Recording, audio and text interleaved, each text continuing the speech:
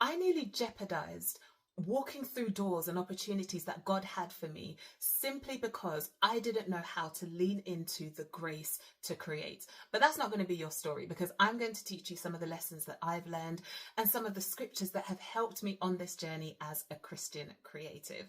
If you're new here, my name is Latoya Grace. I am a UK-based praise and worship leader, gospel artist. I've had the amazing opportunity of supporting some of the world's most renowned gospel artists: William McDowell, Israel Houghton, Sinach, Tasha Cobbs Leonard, Phil Thompson, and the list could go on, by the grace of God.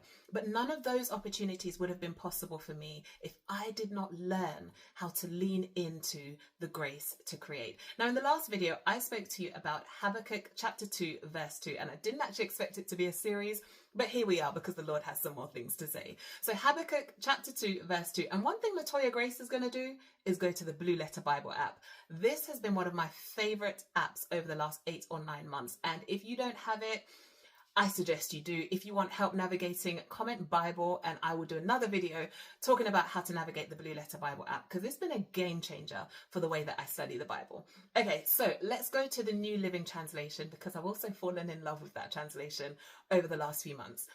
So Habakkuk chapter 2, verse 2 says, "Then the Lord said to me, write my answer plainly on tablets so that a runner can carry the correct message to others." Now, in the last video, we spoke about the last half of that. We spoke about how the vision was supposed to be plain so that others can run with it, so that others can be inspired and equipped to do what God has called them to do, right? But this first part says, write my answer plainly on tablets. In the New King James Version, it says, write the vision, make it plain. What does this tell us? The vision wasn't Habakkuk's vision. It was God's answer to Habakkuk's question. So often we are taught to write the vision and make it plain in such a selfish manner. And don't get me wrong, I'm a mindset strategist. I fully believe in making your goals clear, making your vision plain. But this particular scripture is telling us that God's vision is what we should be pursuing. God's answer is what we should be looking for. We should be asking God questions in a respectful way and then obeying what he says. We spend so much time as Christian creatives trying to work things up. But God has already given us the answer. He's already given us the vision. He has a blueprint for our lives.